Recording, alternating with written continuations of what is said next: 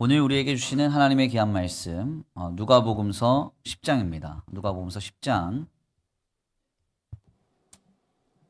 누가복음서 10장 17절에서 20절까지의 말씀입니다.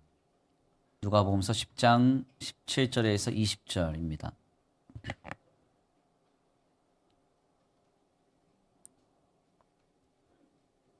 다 찾으신 줄 알고 다 같이 한 목소리로 함께 봉독합니다. 시작. 70인이 기뻐하며 돌아와 이르되 주여 주의 이름이면 귀신들도 우리에게 항복하더이다. 예수께서 이르시되 사탄이 하늘로부터 번개같이 떨어지는 것을 내가 보았노라.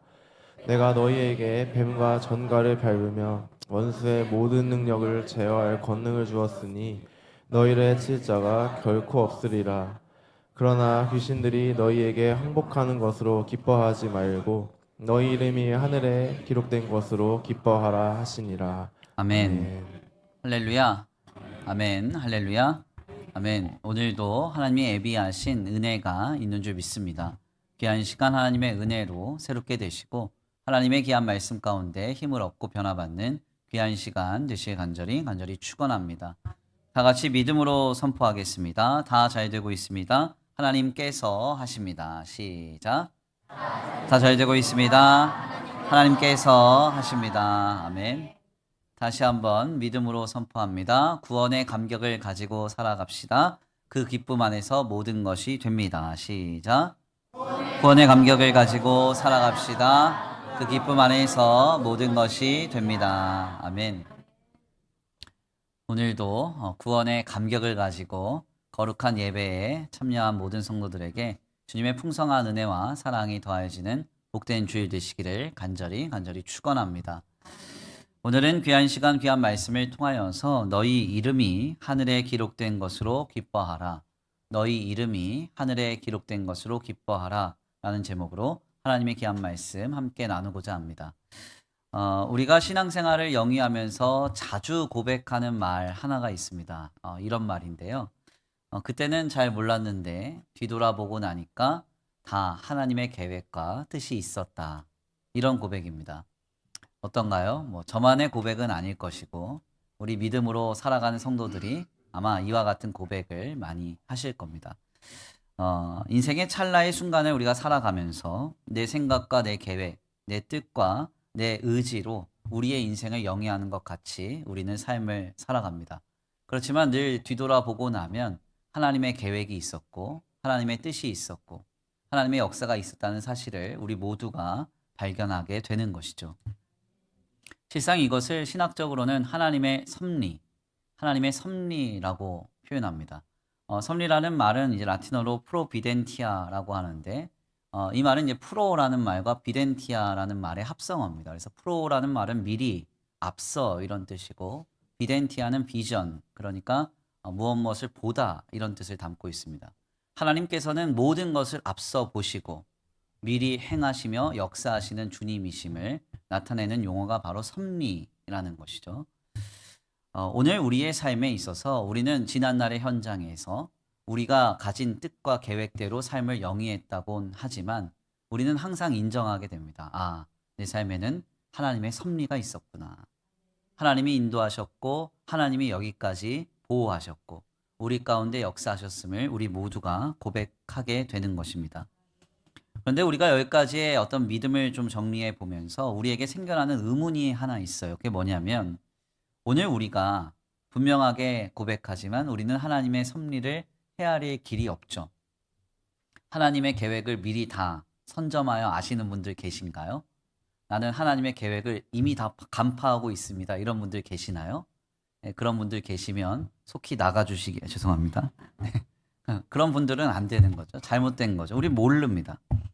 그런데 우리가 이렇게 하나님의 계획과 뜻을 전혀 모르는데 도대체 하나님은 우리의 인생을 어떻게 하나님의 역사에 참여시키시는 것일까요? 그리고 우리는 어떠한 상태로 이러한 하나님의 섭리와 계획을 이루는데 참여하며 동역하게 되는 것일까요? 이것이 상당히 좀 궁금해진다는 겁니다.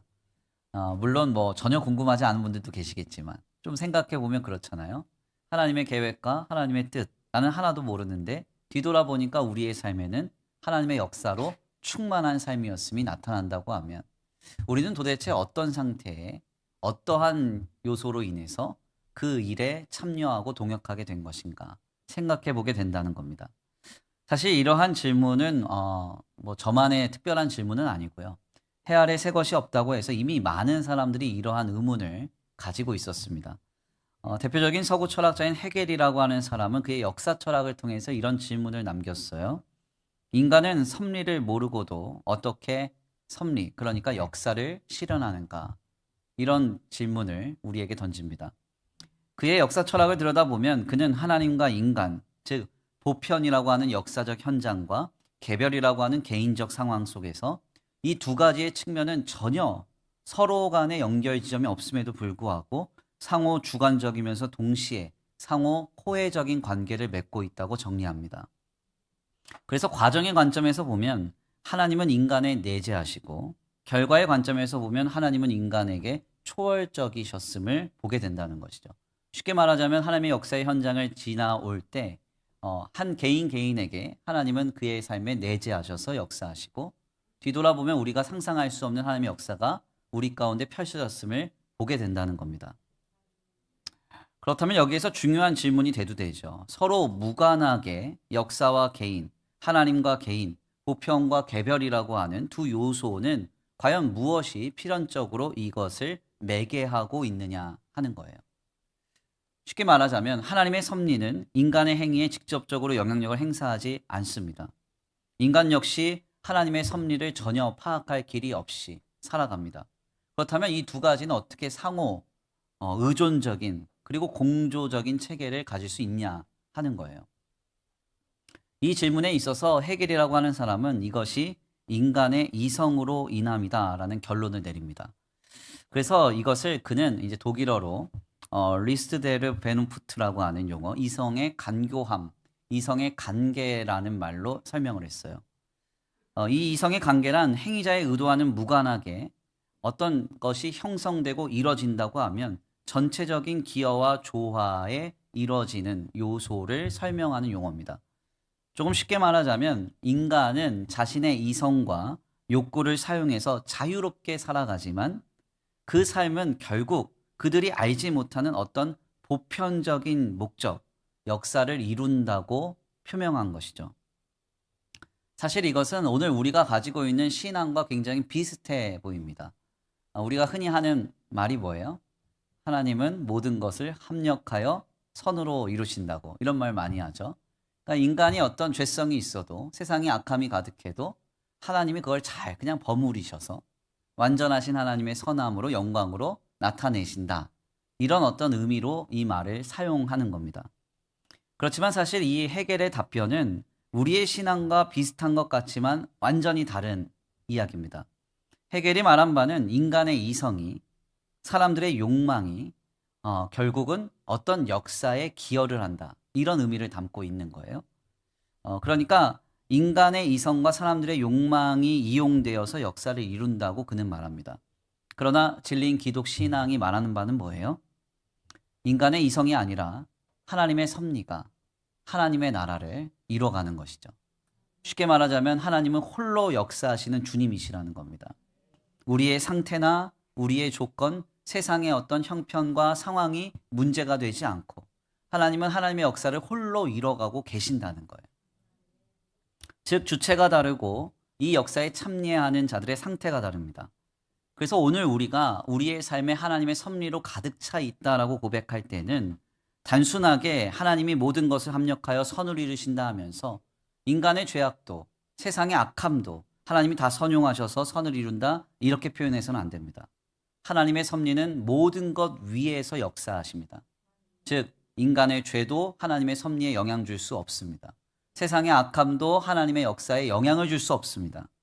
그러나 여기에서 중요한 점은 그 하나님의 역사에 참여하는 자들이 있다는 거예요.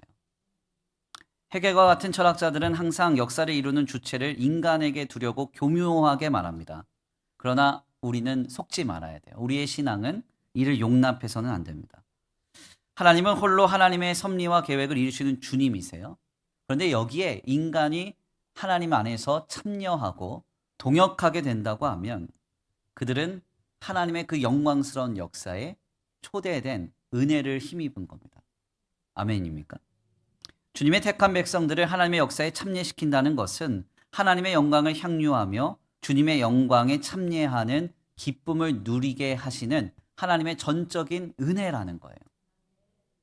결국 우리는 기억해야 되죠. 돌아보니까 다 하나님의 역사가 있었다. 하나님의 계획과 뜻이 있었다. 이 말이 아니라요. 우리가 진정으로 고백해야 할 것은 뒤돌아보니까 내 삶이 하나님의 계획과 뜻에 쓰임받은 주님께 속한 인생이었다. 이것이 고백이 돼야 됩니다. 뒤돌아볼 때 수많은 어떤 하나님의 역사, 기적과 같은 체험이 우리 가운데 있었던 그 현장에서 체험과 역사, 응답을 볼 것이 아니라 그 모든 것을 가능하게 했던 근본적인 이유. 아, 내가 주님의 것이구나. 아, 내가 주님께 속하였기에 하나님이 하나님의 역사를 이뤄가실 때 나로 이 일에 참여케 하셨구나. 이런 감동이 있어야 한다는 겁니다. 사실상 우리가 앞서 말한 뒤돌아보니 다 하나님의 계획이 있었다. 이 말과 뒤돌아보니 다 내가 하나님께 속한 인생이었다. 이 말이 비슷한 말인 것 같지만 완전히 다른 이야기예요. 내 인생을 내가 살아갔는데 하나님께서 보이신 역사와 뜻이 있었다. 이 말이 아니잖아요. 뒤돌아보니까 내 인생이 하나님께 속하였으므로 주님이 역사하시는 여정에 내가 참여하는 은혜를 입었다. 이런 고백이 되는 거죠. 즉 인생을 해석하는 방향이 완전히 달라지는 겁니다. 내가 지난날의 삶 속에서 이렇게 하나님의 역사와 체험과 은혜를 많이 경험했어가 아니라 하나님의 놀라운 역사가 펼쳐지는 그 현장에 내가 참여하게 되는 은혜를 힘입었음을 고백하게 되는 겁니다. 오늘 이 주일이 오늘 내가 하나님께 속한 인생임을 발견하는 주일 되기를 간절히 축원합니다. 아멘입니까? 많은 어떤 응답이 있고 역사가 있고 하나님의 어떤 특별한 어떤 기적을 체험하는 그 역사를 두고 우리가 그것만을 바라고 소망하면서 왜 나에게는 이런 역사가 없지? 왜 이런 나에게는 은혜가 없지? 이것을 두고 씨름하는 주일이 아니라 지난날의 여정 속에서 내 삶에 하나님의 살아계심이 나타났다고 하면 그 역사의 현장 속에 내가 하나님의 소유로 주님의 것이 되었다는 사실을 감격스럽게 발견하는 복된 주일 되기를 바랍니다. 실상 오늘 본문의 말씀은 바로 이런 관점에서 우리에게 큰 도전을 주는데요. 본문은 예수님께서 70여 명의 제자를 파송하는 장면을 다룹니다. 우리가 누가복음서 9장 말씀을 보면 12명의 제자를 주님이 파송을 하시죠. 그 파송하는 장면에서 더 확장되어 나타나는 내용이 바로 10장에 70여 명의 제자를 파송하는 장면이라고 할 수 있습니다. 누가복음서 9장에서와 같이 예수님은 아무것도 의지하지 말고 오직 주님만 의지하면서 하나님의 나라의 복음을 담대하게 증거하고 병자들을 고치고 선포하는 사역을 명령하십니다. 4절에서 9절인데요. 우리 함께 다 같이 봉독합니다. 4절에서 9절 시작. 전대나 배낭이나 신발을 가지지 말며 길에서 아무에게도 무난하지 말며 어느 집에 들어가든지 먼저 말하되 이 집이 평안할지어다 하라. 만일 평안을 받을 사람이 거기 있으면 너희의 평안이 그에게 머물 것이요 그렇지 않으면 너희에게로 돌아오리라. 그 집에 유하며 주는 것을 먹고 마시라. 일꾼이 그 삭을 받는 것이 마땅하니라. 이 집에서 저 집으로 옮기지 말라. 어느 동네에 들어가든지 너희를 영접하거든 너희 앞에 차려놓은 것을 먹고 거기 있는 병자들을 고치고 또 말하기를 하나님의 나라가 너희에게 가까이 왔다 하라. 아멘. 예수님께서는 70명의 제자들을 파송하시면서 강하고 담대하게 사역을 감당할 것을 명령하셨습니다. 특별히 제자들은 그들의 사역의 현장에서 많은 어려움이 있었지만 오직 예수님의 말씀을 힘입어서 주님만 의지하고 다른 것을 의지하지 않으면서 특별히 상대의 어떤 반응이나 사역의 대상들의 행동에 대해서 민감하고 예민하게 반응하지 않아야 할 것을 주님으로부터 권면을 받았는데요. 주님은 결코 사역에 있어 낙심하거나 실망하지 말고 제자들을 영접하지 않는 것은 곧 주님을 영접하지 않는 것이라고 말씀하면서 염려하지 말고 강하고 담대하게 사역을 감당하라고 말씀합니다. 10절에서 16절인데요. 우리 함께 다 같이 봉독합니다. 10절에서 16절 시작. 어느 동네에 들어가든지 너희를 영접하지 아니하거든 그 거리로 나와서 말하되 너희 동네에서 우리 발에 묻은 먼지도 너희에게 떨어버리노라. 그러나 하나님의 나라가 가까이 온 줄 알라 하라. 내가 너희에게 말하노니 그날에 소돔이 그 동네보다 견디기 쉬우리라. 화 있을진저 고라시나 화 있을진저 벳세다야. 너희에게 행한 모든 권능을 두로와 시돈에서 행하였더라면 그들이 벌써 베옷을 입고 제에 앉아 회개하였으리라. 심판 때에 두로와 시돈이 너희보다 견디기 쉬우리라. 가버나움아 내가 하늘에까지 높아지겠느냐 음부에까지 낮아지리라. 너희 말을 듣는 자는 곧 내 말을 듣는 것이요 너희를 저버리는 자는 곧 나를 저버리는 것이요 나를 저버리는 자는 나 보내신 이를 저버리는 것이라 하시니라. 아멘. 주님께서 제자들을 파송하실 때 그들이 상대들의 반응을 보고 낙심하거나 실족할 것을 우려하셨던 것 같아요. 그래서 누가복음서 9장에서 12명의 제자들을 파송할 때보다 더 강하고 더 담대하게 사역을 힘써 감당할 수 있도록 많은 말씀으로 이 주님의 제자들에게 권면을 해 주십니다. 사실 이것은 오늘 우리를 향한 주님의 말씀이라고도 할 수 있어요. 오늘 우리도 삶의 자리 곳곳으로 파송된 주님의 제자들 아닙니까? 가정으로, 직장과 생업으로, 삶의 자리 곳곳으로 오늘 우리도 주님의 제자로서 파송이 된 거예요. 그러면 그 가정에서 실족할 만한 일이 생겼을 때 낙심해야 돼요, 안 돼요? 네. 아우, 뭐 그냥 안 살 거야, 안 살 거야. 뭐 그러면 돼요, 안 돼요? 안 되죠. 우리 파송받은 거예요, 가정에. 빨리 아멘 하세요. 파송받은 겁니다. 그러니까 하나님의 역사가 이를 때까지 담대하게 행해야죠. 직장과 생업에서도 성도는 하나님께 파송받은 제자로서 그곳에서 삶을 살아가야 되는 겁니다. 그래서 종교개혁자인 칼빈은 모든 크리스찬들의 직업은 하나님께 받은 소명이다. 예, 목회자만 소명받는 게 아니라 우리가 무슨 일을 하든지 하나님께 소명을 받은 거예요. 아멘입니까? 예, 더 나아가 주님의 교회도 우리는 파송받은 겁니다. 네. 하나님이 우리를 파송하셨기 때문에 하나님의 역사를 담대히 믿고 바라면서 상대의 반응이나 상황이 어떻든지 간에 낙심하거나 실족치 않고 끝까지 믿음을 견지하여서 담대하게 신앙의 사명을 감당해야 하는 것이죠. 실상 이러한 주님의 명령에 순종하는 인생에는 놀라운 복이 임합니다. 제자들도 역시 그러했어요. 어떤 일을 경험합니까? 귀신들이 항복하고요. 사탄이 소멸하는 현장을 누리게 됩니다. 사실 이것은 단순하게 축사의 사역으로만 이해될 것이 아니라 더 놀라운 의미가 있어요. 그게 뭔가 하냐면 우리가 누가복음서 9장 말씀에서 먼저 나눴지만 어떤 사건이 벌어졌어요? 예수님이 시내산에서 내려왔을 때 제자들이 귀신 들린 아들을 축사하지 못해가지고 그 아버지가 예수님께 부르짖었던 현장이 있었습니다. 그 아버지가 뭐라고 했어요? 당신의 제자들이 귀신도 못 쫓았다고. 그런 얘기를 고래고래 소리 질렀잖아요. 그러니까 제자들은 트라우마가 있는 거죠. 아주 심각한 상처의 경험, 실패의 경험이 있는 거예요. 그런데 이 70여 명의 제자들이 강하고 담대하게 믿음으로 주님 말씀 붙잡고 나아가 사명 감당했을 때 지난날의 기억을 완전히 잊을 법한 놀라운 사역의 현장이 그들에게 찾아온 겁니다.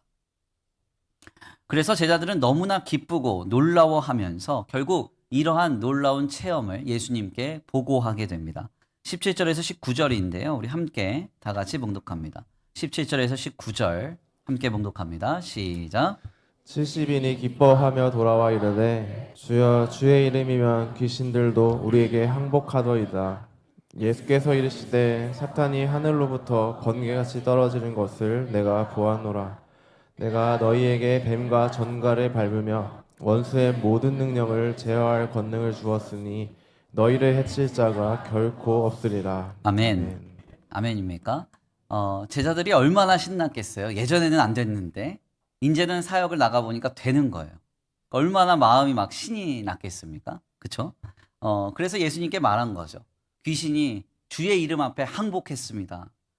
그랬더니 예수님이 자신도 사단이 하늘에서 떨어지는 것, 소멸하는 것을 보았다고 주님이 말씀해 주시죠. 이러한 놀라운 감격 가운데 주님이 놀라운 약속 하나를 전하십니다. 내가 너희에게 뱀과 정갈을 밟으며 원수의 모든 능력을 제어할 권능을 주셨으니 너희를 해칠 자가 결코 없으리라. 아멘입니까? 오늘 우리가 삶의 자리 곳곳으로 파송될 때 주님이 우리를 그냥 보내신 게 아닙니다. 우리에게 능력을 주셨어요.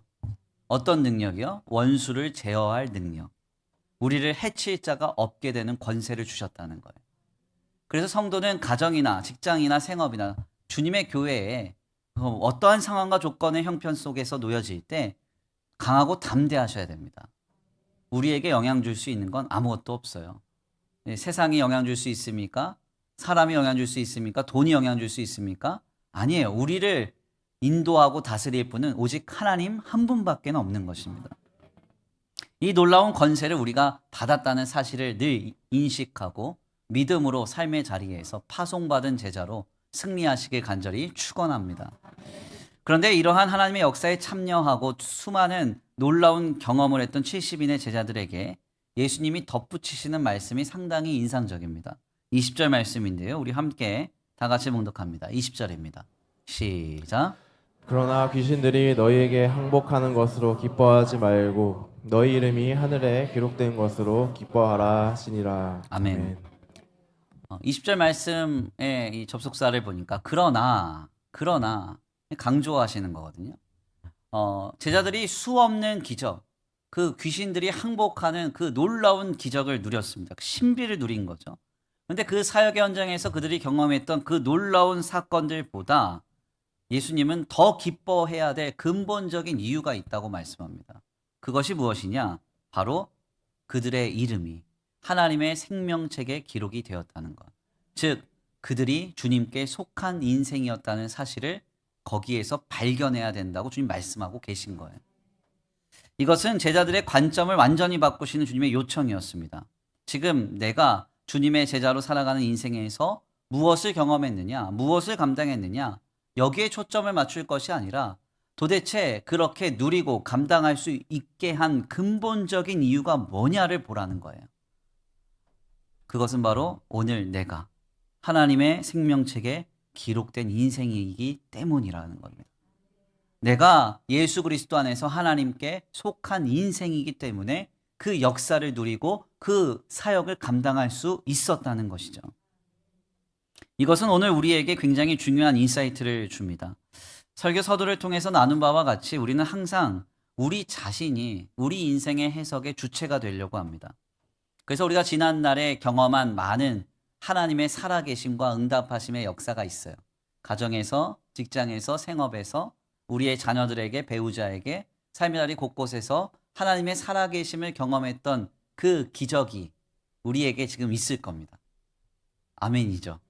그래서 예배하고 계시죠. 그래서 무슨 일이 있어도 주님을 믿겠다 다짐하는 거 아니겠습니까? 근데 우리는 항상 그러한 사건들을 면면을 들여다보면서 어떻게 생각하냐면 그때의 내 상태와 어떤 조건, 내가 처한 어떤 형편으로 인해서 하나님이 이렇게 역사해 주셨다 이렇게 생각합니다. 그러니까 그 상황과 형편, 조건에 초점을 맞춥니다. 혹은 내가 경험한 어떤 체험이나 그 기적의 현장에 어떤 일들이 벌어졌는가, 어떤 사건인가에 초점을 맞추는 분들도 있습니다. 그러나 우리 주님은 우리에게 말씀하고 계시죠. 그런 것이 중요한 게 아니라 그 삶이 하나님께 속하여져 있기 때문에 그 은혜를 누렸다고 말씀하고 있는 거예요. 주님의 섭리는 모든 것 위에 역사하심으로 우리가 하나님께 속하였기 때문에 하나님의 살아계심이 우리의 삶에 나타난 겁니다. 하나님의 역사하심과 응답하심이 우리에게 경험된 겁니다. 그 근본적인 이유가 뭐라고요? 내가 하나님께 속하였기 때문입니다. 내 이름이 하나님의 생명책에 기록이 되어 있기 때문이라는 거예요. 바로 여기에 우리의 감사가 있고 우리의 기쁨이 있고 우리의 발견이 있어야 한다는 것이죠. 즉 우리의 인생에 있어 해석의 주체가 바뀌어져야 합니다. 내 인생에 내가 신앙생활하면서 내가 경험한 역사가 아닙니다. 하나님께서 역사하시는 현장 속에 내가 속한 바 되었으므로 내가 은혜를 힘입은 현장이 내가 지난날에 경험한 주님의 역사라고 우리는 고백해야 한다는 것이죠. 오늘 우리에게 바로 이와 같은 도전이 중요합니다. 어떠한 일을 경험하든 어떠한 일을 사모하고 간구하든 가장 근본적인 이유를 놓쳐서는 안 돼요. 네. 그 이유가 뭐예요? 내가 하나님의 자녀라는 거예요. 내가 하나님의 백성이라는 거예요. 그의 소유라는 거예요. 네. 하나님이 왜 역사해 주십니까? 왜 응답해 주십니까? 왜 함께 해 주십니까? 왜 인도해 주십니까? 인도하심과 함께하심, 특별한 공급과 기적, 현상이 중요한 게 아니라 그와 같은 모든 일을 누리게 하시는 근본적인 이유. 그리스도 예수 안에서 나를 하나님의 것으로 삼으셨다는 사실. 이것이 우리의 마음에 깊이 각인되어 있어야 한다는 거예요. 그러므로 오늘 이 주일이 내가 하나님의 것이구나 발견하는 주일 되길 간절히 축원합니다. 저는 요 근래 하나님의 섭리에 참여하는 우리의 상태에 관해서 좀 깊이 고민했던 적이 있습니다. 사실 뭐 목회자의 고민이 우리 성도들의 치열한 삶의 고민에 비하면 별로 그렇게 중요한 고민은 아닐 것 같기도 하지만 때때로 어떤 특별한 고민에 빠지면 하나님의 좀 신묘하심을 많이 느끼곤 해요. 그래서 다 듣고 나면 목사님 별거 아닌 것 같고 고민하셨네 하실지도 모르겠지만 그래도 잘 들어주시길 바랍니다. 제가 고민했던 신뢰는 이런 이야기였습니다. 제가 2012년에 담임 목회를 시작한 이래로 교회가 이런저런 상황이 많았습니다. 그래서 목회를 하면서 성도들의 많은 어떤 이야기 그리고 목회의 어떤 상황들 특별한 일을 많이 경험했습니다. 그래서 늘 이제 마음에 결단하는 건 내가 은퇴하고 나면 상담 수기집을 써야 되겠다. 네. 그런 생각을 좀 해요. 그래서 익명으로 써드릴게요. 익명으로. 아무튼 이제 여태까지 이제 목회를 해오면서 좀 황당했던 것 중에 하나는 뭐냐면 당시 우리 교회가 속했던 교단이 4개로 쪼개졌다는 겁니다. 그래서 이제 당시에는 제가 이제 목사 안수를 받지 않은 담임 교육자 신분이었기 때문에 노회에서 파송한 임시 당회장 목사님, 그 목사님과 노회원들이 하라는 대로 이제 계속 움직여야 됐습니다. 그래서 이리로 가라 그러면 이리로 가고 저리로 가라 그러면 저리로 가고 그렇게 할 수밖에 없었습니다. 그래서 이리저리로 늘 시달렸었어요. 또 지금도 기억에 남는 게 그때 당시에 이제 저희가 장로님들을 장립하는데 우리 장로님들이 얼마나 이 노회원들한테 시달렸는지 모릅니다. 인사를 5번인가 6번 갔어요. 예, 계속 인사를 시키는 거예요. 예, 그래서 참 힘들었는데 아무튼 어느 날 한 노회 목사님이 저를 부르셨습니다. 그래서 만나서 이런저런 이야기를 나누는데 그분이 저한테 그러시더라고요. 김전도사 경목회 사역에 들어오세요. 저도 한기설 목사님 때문에 경목회 사역하게 됐습니다. 이제 바톤을 전도사님이 물려받아야 됩니다. 그러면서 저한테 경목회 사역을 하라는 겁니다.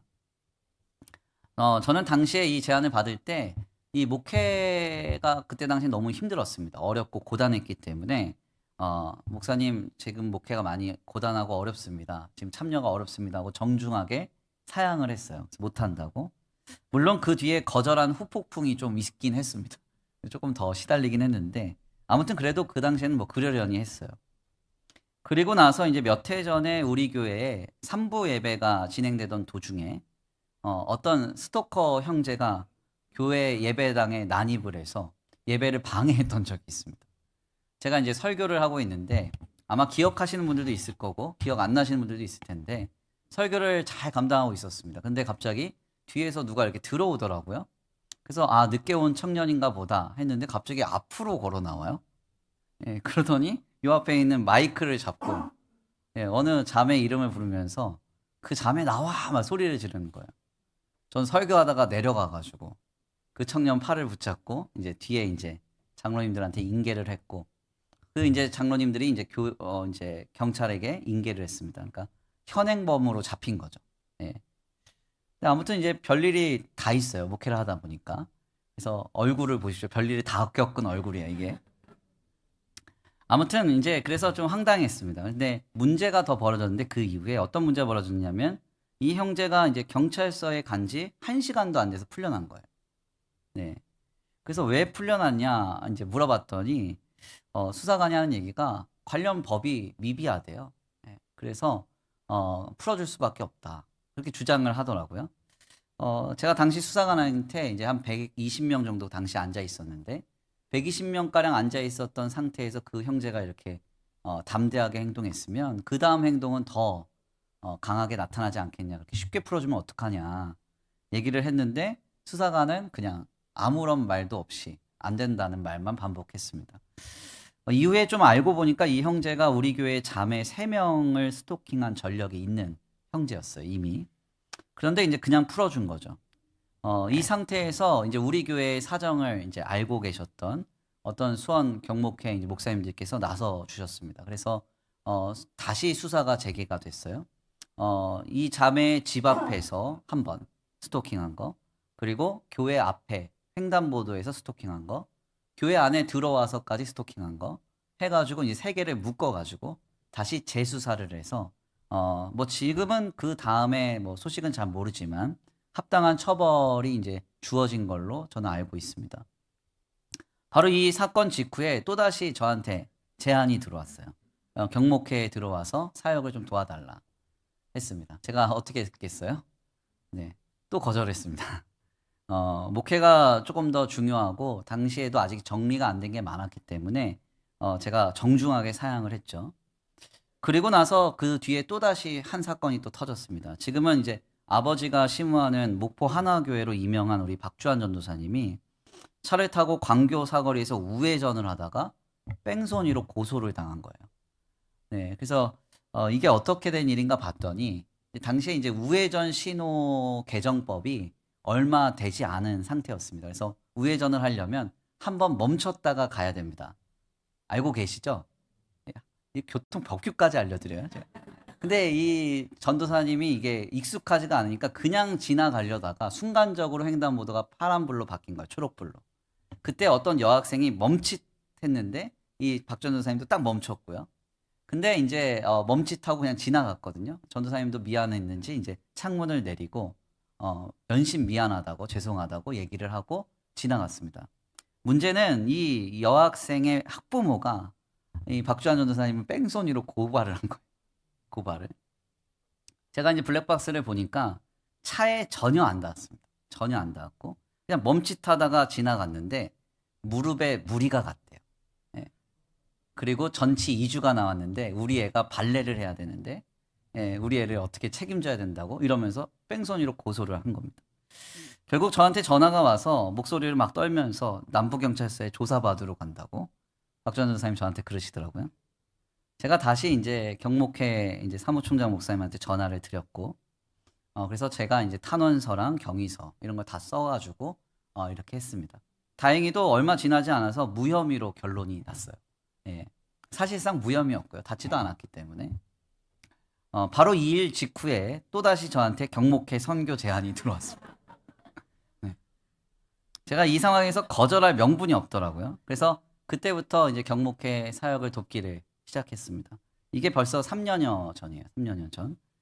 그렇게 3년여 동안 이제 목회를 감당하는 이 경목회 선교 사역을 감당하는 중에 신우회 이제 경목 신우회 예배를 드리는데요. 예배를 마치고 나서 이제 모두가 다 모여 있는데 거기서 한 가지 이제 상담이 전개가 됐습니다. 믿지 않는 성도와 연애를 하는 문제. 이걸 어떻게 신앙으로 해석을 해야 되느냐. 저한테 질문을 하더라고요. 그래서 제가 이제 배운 바대로 성경적인 기준으로 권면을 해줬어요. 잘 권면해주고 그 뒤에 생각이 나서 한 자매에게 저희 형을 소개를 해줬는데 마치 이것이 계획된 것처럼 1년 반 만에 갑자기 저희 형이 결혼을 하더라고요. 제가 이 일을 이제 다 지켜보고 나서 조금 고민에 빠졌습니다. 하나님이 언제부터 계획하시고 일하신 것일까? 네, 너무 신기하고 동시에 궁금해졌어요. 제가 전도사 시절에 제안받았던 그 제안을 받아서 만약에 첫 번째 경목회 사역에 그냥 들어갔다고 하면 어떤 일이 벌어졌을까? 두 번째 스토커 사건 직후에 경목회 사역에 제가 들어갔다고 하면 또 일은 어떻게 벌어졌을까요?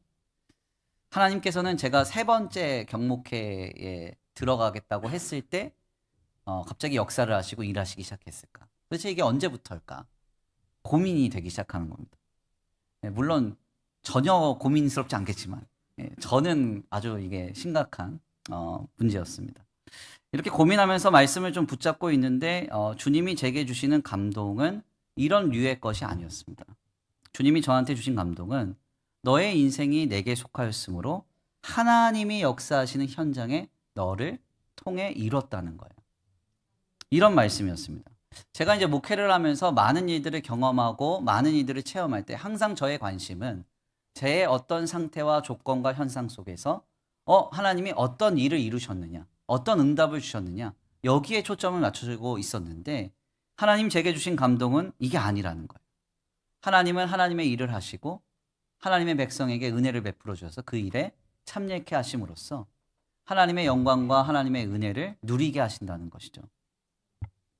그래서 진정으로 감사하고 기뻐해야 할 일은 이런 모든 상황과 이런 모든 사건들을 통해서 그 사건이 주는 감사, 그 응답이 주는 기적, 그 기쁨을 누릴 게 아니라 내가 하나님께 속한 인생이구나. 이것을 확인해야 된다는 겁니다. 물론 생각해 보면 그렇습니다. 제가 경목회에 조금이라도 일찍 들어갔거나 조금이라도 지체를 해서 제가 사역을 하지 않았다면 저는 확신합니다. 저희 형은 아직도 결혼을 못했을 거예요. 네.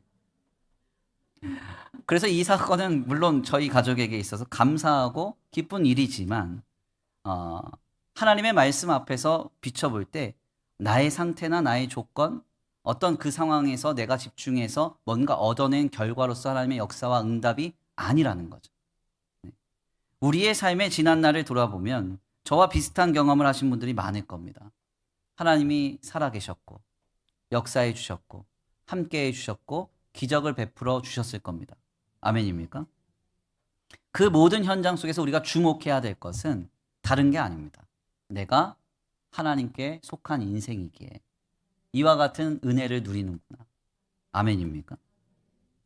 주님은 근본적으로 우리에게 질문하고 계십니다. 주님께서 너의 인생을 왜 그렇게 이끌어 가시는가? 생각해 보라는 거예요. 역사를 경험한 나를 주체로 삶의 현장을 해석하지 말고 그 역사를 주관하시는 하나님의 관점에서 생각해 보라는 겁니다. 주님께서 왜 우리의 인생을 그와 같이 지난날 인도하셨고 우리에게 역사해 주셨나요? 그 해답은 간단하죠. 오늘 우리의 이름이 그리고 오늘 나의 이름이 하나님의 생명책에 기록되어 있기 때문입니다. 내가 주님께 속한 그리스도 예수 안에서 구원받은 하나님의 자녀이기 때문입니다. 그래서 오늘 우리는 지금까지 인도받고 있는 거예요. 그래서 오늘 우리는 오늘에까지 수많은 하나님의 역사를 경험했던 겁니다. 이 놀라운 기쁨의 소식이 오늘 우리로 영원한 위로와 소망, 힘과 능력이 될 줄 믿습니다. 네. 우리가 경험했던 지난날의 체험들은요, 시간이 가면 그 감격이 반감되잖아요. 그렇죠? 우리가 가진 어떤 상태나 조건과 형편은 늘 바뀌기 마련이잖아요. 그러나 하나님께서 우리를 구원하셔서 자신의 것으로 삼으셨다는 이 사실은 누구도 빼앗을 수 없고 누구도 바꿀 수 없는 놀라운 은혜의 역사입니다. 우리가 이것을 마음에 늘 새겨야 한다는 것이죠. 오늘 이 주일에 주님이 우리에게 말씀하고 계십니다. 귀신들이 너희에게 항복하는 것으로 기뻐하지 말고 너희의 이름이 하늘에 기록된 것으로 기뻐하라. 상황과 현상을 볼 게 아니라 그 모든 것을 가능케 하는 근본적인 이유를 보라는 겁니다. 하나님께 속한 자로서 오늘 우리의 삶을 여기까지 인도하신 하나님 앞에 감사하고 기뻐하는 오늘 주일 되기를 간절히 축원합니다. 귀한 말씀의 결론을 맺겠습니다. 오늘 본문 말씀의 70명의 제자들은 예수님의 파송을 통해서 놀라운 일을 경험합니다. 귀신들이 예수 그리스도의 이름 앞에 항복하는 일을 눈앞에서 목도했던 겁니다. 이것은 어찌 보면 지난날 누가복음서 9장 말씀에서 귀신 들린 아이의 축사를 실패했던 그 제자들의 실패를 잊게 만들 만큼 놀라운 치유와 회복과 능력의 경험이었습니다. 이 놀라운 기적 앞에서 예수님은 기적의 현상이 아니라 그 기적을 경험할 수 있었던 근본적인 이유를 보라고 말씀합니다. 제자들의 이름이 하나님의 생명책에 기록이 되었기에 그들이 주님께 속하였기에 이 모든 것이 가능했다는 겁니다. 그렇습니다. 우리는 늘 우리 앞에 펼쳐지는 현상과 일들에 주목할 때가 많습니다. 그러나 주님은 너희가 왜 그 일을 경험하고 그 현상을 누리게 되었는가를 묻고 계십니다. 주님께서 우리의 인생을 왜 이렇게 이끌어 가시는 걸까요? 우리가 하나님께 속하였기 때문입니다. 우리의 이름이 하나님의 생명책에 기록되었기 때문입니다. 그래서 우리는 오늘날까지 인도받고 있으며 오늘에 이르기까지 수많은 하나님의 역사를 경험했던 것입니다. 오늘 이 주일에 주님의 음성을 듣기를 원합니다. 귀신들이 너희에게 항복하는 것으로 기뻐하지 말고 너희 이름이 하늘에 기록된 것으로 기뻐하라. 오늘 내가 하나님의 것이 되었음을 발견하고 그 안에서 기뻐하는 복된 주일 되기를 간절히 축원합니다. 우리 이 시간 귀한 말씀 붙잡고 함께 기도하겠습니다. 우리를 향하여 행하시고 일하실 주님을 찬양합니다. 하나님께서 우리의 삶에 열심으로 일하고 계십니다. 그로 인해서 우리는 많은 하나님의 역사를 누리고 하나님의 응답을 누리고 하나님의 공급을 경험합니다. 그 기적과 같은 모든 상황과 응답과 역사가 우리에게 가능케 된 이유는 하나님께서 우리를 하나님의 소유로 삼으셨기 때문입니다.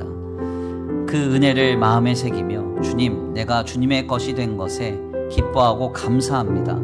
주님 날아가는 그날까지 그 놀라운 경험과 체험이 우리에게 계속되리라 믿습니다. 우리 이 시간 귀한 말씀 붙잡고 찬양으로 결단하시면서 기도하시겠습니다.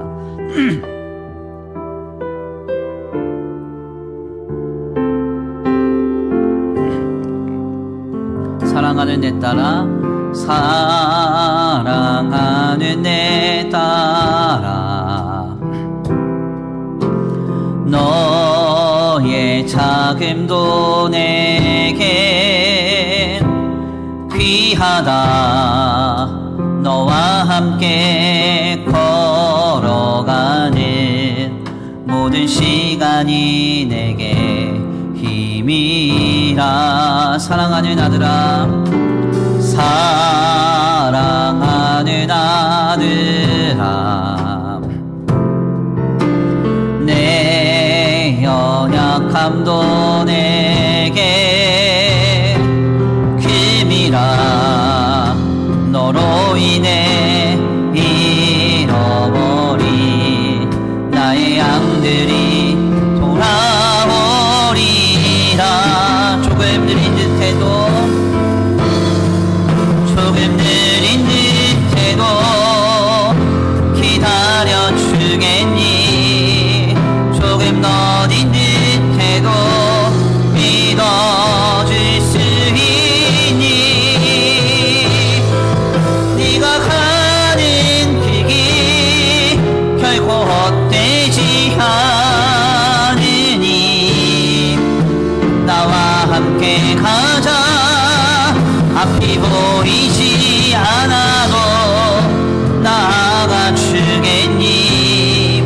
이해되지 않아도 살아내 주겠니? 너의 눈물의 기도 잃지 않고 있으니 나의 열심으로 이르리라. 다시 한번 고백합니다. 사랑하는 내 딸아, 사랑하는 내 딸. 주님 우리에게 말씀하십니다. 너의 자금도 내게 귀하다. 너와 함께 걸어가는 모든 시간이 내게 흠이라. 사랑하는 아들아, 사랑하는 아들, 우리의 삶이 주님의 속하여진 삶입니다. 내 연약함도 내게 큽니다. 흠이라. 너로 인해 잃어버린 나의 양들이 돌아오. 우리의 삶을 통해서 주님 일하십니다. 조금 느린 듯해도 기다려주겠니?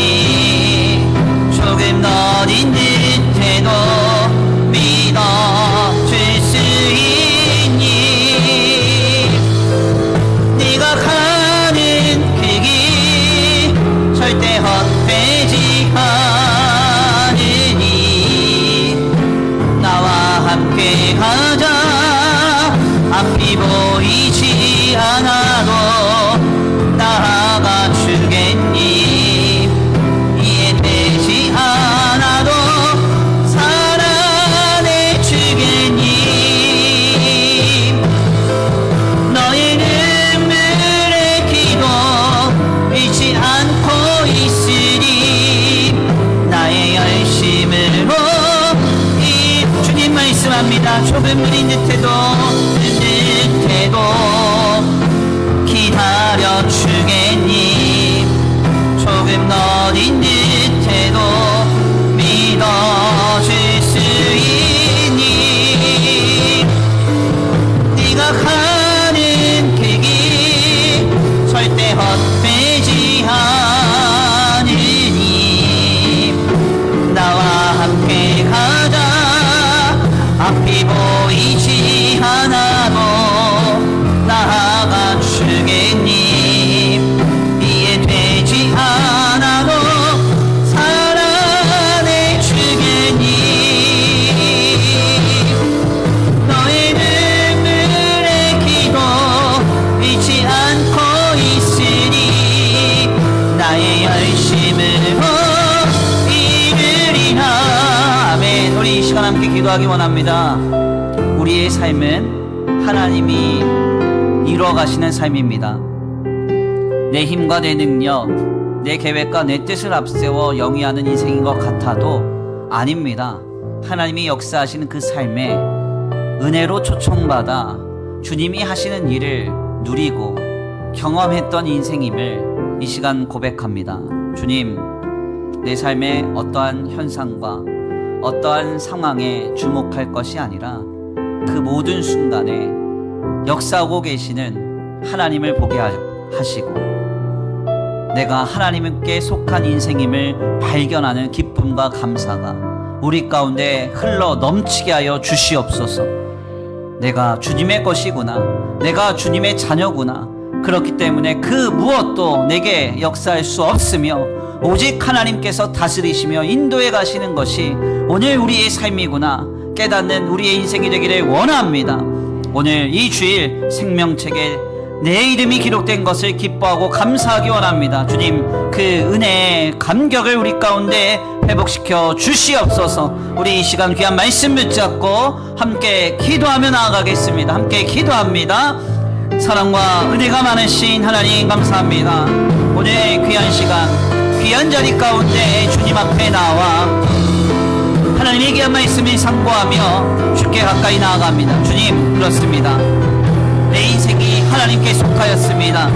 그래서 내 삶에 이토록 많은 하나님의 응답과 역사와 하나님의 함께하심이 우리에게 경험됩니다. 주님, 내 힘으로, 내 능력으로, 내 계획과 내 뜻으로 세워간 나의 인생이 아니라 하나님께 속한 바 된 주님의 인생으로서, 주님의 자녀됨의 인생으로서 우리의 삶을 영위할 수 있게 되기를 원합니다. 주님, 지난날에 내게 왜 이렇게 많이 응답하시고 내게 왜 이렇게 많이 역사하시고 내게 그토록 많은 할아버지 체험을 허락하셨습니까? 주님, 내가 주님께 속하였기에 내 삶이 하나님의 생명책에 기록되었기에 내가 하나님의 자녀가 되었기에 주님, 그와 같은 많은 은혜를 허락하실 줄 믿습니다. 주님 날아가는 그날까지 주님 우리에게 동일하게 역사해 주시리라 믿습니다. 내가 하나님의 자녀이기에, 하나님의 백성이기에, 주님의 소유이기에 우리의 삶에 역사하실 주님을 기대합니다. 주님, 이 시간 우리에게 역사하여 주시고 이 시간 우리 가운데 함께하여 주시옵소서. 우리의 마음과 우리의 생각을 주관하시며 다스려 주시옵소서. 주님, 하나님께서 응답하시는 그 상황과 현상에만 주목하지 않게 하시고 왜 하나님께서 내게 역사하시지 않는가, 왜 하나님께서 내게 이와 같은 응답을 주시지 않는가 조급하며 답답하며 시족지 않게 하여 주시옵소서. 지난날에 내 삶을 지키신 주님이 나를 하나님의 자녀로 삼으셨으니 내가 하나님의 소유가 되었으니 동일한 역사와 응답과 기적으로 내 삶을 세워가실 주님을 기대하면서 내 인생이 주님께 속하였다는 그 사실에 기뻐하고 감사하며 그 사실을 늘 발견하면서 오늘을 살아가게 하여 주시옵소서. 주님 도우실 줄 믿습니다. 역사하실 줄 믿습니다. 우리의 마음을, 우리 생각을, 우리 중심을 변화시켜 주시고 주님 새롭게 하여 주시옵소서. 주님 인도하실 줄 믿습니다. 하나님 역사하실 줄 믿습니다. 함께 하실 줄 믿습니다. 조금 느린 듯해도 기다려 주겠니. 조금 더딘 듯해도 믿어줄 수 있니. 네가 가는 그 길 절대 헛되지 않으니 나와 함께 가자. 앞이 보이지 않아도 나아가 주겠니. 이해되지 않아도 사랑해 주겠니. 너의 눈물의 기도 잊지 않고 있으니 나의 열심으로 이르리라. 조금 느린 듯해도 기다려 주겠니. 조금 더딘 듯해도 믿어줄 수 있니. 네가 가는 그 길 결코 헛되지 않으니 나와 함께 가자. 앞이 보이지 않아도 나아가 주겠니. 이해되지 않아도 사랑해 주겠니. 너의 눈물의 기도 잊지 않고 있으니 나의 열심으로 이르리라.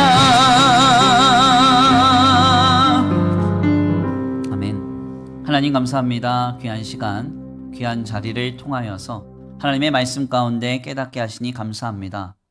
주님 그렇습니다. 지난날의 인생을 돌아보건대 하나님의 역사가 있었습니다. 기적과 같은 체험이 있었습니다. 때때로 귀신이 항복하는 것과 같은 헤아릴 수 없는 하나님의 신묘하심의 역사가 우리 가운데 경험되었음을 이 시간 다시 한번 떠올려 봅니다. 그와 같은 기억을 통해서 다시 한번 우리의 마음에 큰 감동으로 찾아오는 것은 내가 주님께 속한 인생이기에 주님이 지난날의 여정 속에서 그토록 많은 은혜를 베푸셨구나 깨닫습니다. 주님 이 사실을 우리가 늘 붙잡고 살아가게 하여 주시옵소서. 지난날에 어떠한 응답을 경험했는가, 어떠한 역사를 경험했는가가 중요한 것이 아니라 내가 하나님께 속한 인생임을, 내 인생이 하나님의 생명책에 기록된 인생임을 확인하는 그 놀라운 은혜가 있게 하여 주시옵시고 이 믿음의 굳센 마음을 가지고 주님 다시 오시는 그날까지 오늘 우리에게 역사하실 주님을 기대하고 바라면서 믿음으로 삶을 영위하게 하여 주시옵소서. 오늘 귀한 주일 주님 앞에 예배하고 돌아갑니다. 주님 돌아가는 발걸음 안전히 거하게 하여 주시옵시고 우리의 영과 육과 혼을 눈과 같이 지켜보아여 주시옵시되 한 주간의 삶을 주님 앞에 의탁합니다. 주님 그렇습니다. 우리의 삶 주님께 속한 것이니 한 주간의 삶을 살아가는 모든 여정 속에서 내 인생이 하나님께 속하였구나, 내가 하나님의 자녀이구나 하는 것을 늘 깨닫고 발견하는 은혜가 충만한 복된 한 주간 되게 하여 주시옵소서. 이 시간 주님 앞에 귀한 예물 올려드립니다. 이 예물이 쓰여지는 곳곳마다 영혼과 생명이 살아나게 하시고 하나님의 나라와 주님의 복음을 위하여 쓰임받는 거룩한 예물 되게 하여 주시옵시되 주님 드려진 손길 위에 복의 복을 더하여 주셔서 모두가 다 힘들다고 하는 이 시국 가운데 이삭이 흉년 가운데서도 100배의 결실을 얻었던 복과 은혜와 공급이 차고 흔들어 넘치도록 더하게 하여 주시옵소서. 도우시고 인도하시며 함께 하실 줄 믿고 감사함 올려드리오며 사랑과 은혜가 많으신 우리 구주 예수 그리스도의 이름으로 감사하며 기도 올려드립니다.